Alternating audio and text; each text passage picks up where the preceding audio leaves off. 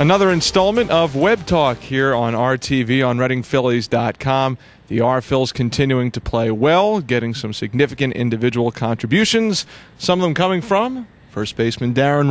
Darin, a great first 6 weeks to the season in 2012. You got the Organizational Player of the Month award for April 2012.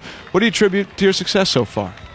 I've been really comfortable up here so far. I think a lot of, factors play into that. Playing with some of the same guys I have the last couple of years down in Florida, getting to play with Dusty again, big comfort factor with knowing your manager. Just the amount of encouragement he shows me, and the fact that, from day one I've been hitting in the 3-hole spot, and wanting to prove him right, wanting to prove my teammates right and everything, and just having a team mentality and wanting to win baseball games. How'd you feel coming out of spring training? I felt really good coming out of spring training. The first couple of weeks I struggled a little bit, but that was pretty much like every other spring training I've gone through. I kind of struggled the first 2.5 weeks, and then really start clicking the last week pretty much. I think maybe the last 4 or 5 games I had 2 or 3 hits in each game, so kind of turned it on at the right moment, and just kind of carried over to the season. To be doing what you've done so far, as far as the statistics go, top of the league in average RBI and also in base hits going into the 3rd week in May, is that something where you really let that to sink in to your mind? How much do you pay attention to that stuff? It's in my mind, obviously, but you can't be concerned so much as, if you're the leader or not. I mean, if you're winning ball games, obviously you're going to have a bunch of individuals at the top of the leader categories and a whole bunch of number of statistics. Our pitchers are, top in the league in wins. I don't know if they keep track of overall defensive fielding percentage, but I'm sure we're right up there with the best. And with that, the team I think is leading the entire league in batting average, and our pitching staff ERA is among the lowest. So, we're doing all the little things we need to do to win ball games. Have you surprised yourself at all with the output that you've had? A little bit. I try to pride myself on consistency and stuff like that, but in baseball, there aren't too many guys that consistently hit as well as I have this first month and a half. So hopefully it'll continue. The more balls you square up, the better approaches you have at the plate, the more likely you are to have success. But any baseball mind will tell you that the average I've been hitting at is a little high. But I just try to take it game by game, and the more positive at-bats and quality at-bats I can have, the more likely, things will stay the way they have been going. It's interesting, though. Consistency for you has been such a consistent trait over the course of your minor league career, and only so much can be made of some of those preseason publications like the Baseball Americas things on MILB.com. You weren't on the Phillies list for this year, yet you came into the season batting over 300 for your pro career. Any sense of being somewhat slighted in that regard, maybe a chip on the shoulder?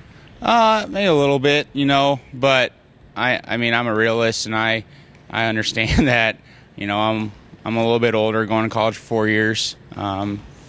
It's definitely a positive in its own way, and I think I've made the most out of, my short time here in professional baseball. But, I think I learned a lot in college, baseball-wise, about myself as a player, about life in general, and those are opportunities that I wouldn't have passed up for anything, and I think they've ultimately led to a lot of the successes I've had in my 2.5 years so far of playing. And in terms of prospects and rankings and stuff like that, I'll never be at the top, and I don't think too many 4-year college guys will ever be, but those guys still do make it to the major leagues and have some significant roles with their organizations, and hopefully that'll I'll get that opportunity too. You went to your hometown, Creighton University, How do you think it was such a meaningful experience for you? If you look at all the benefits of being able to play ball in college, what do you think might be one of the most underrated things about it? I think college baseball, at least at Creighton, is very fundamentally sound. You do get a lot of lessons in baseball, but you get a lot of lessons in the classroom as well. And as with all college coaches do, they stress academics first, and our coach was no different. We had to have success in the classroom before we could have success on the field. And we only went to one regional while I was there, but I think the approach and the strive to get to one each year, kept you hungry. And I think being in a mid-major conference like the Missouri Valley, I think the chip that I had on my shoulder there, per se, was kind of something that I have to bring with me here, a little bit. And you always have that underdog fight attitude, and it kind of just translated into pro ball. I'm sure this is something that's nothing new to you, but as far as the first and last names of the players playing at first base in the Philadelphia Phillies organization, some very proven players. But, you've had experience playing third base in your pro career and also a little bit of left field.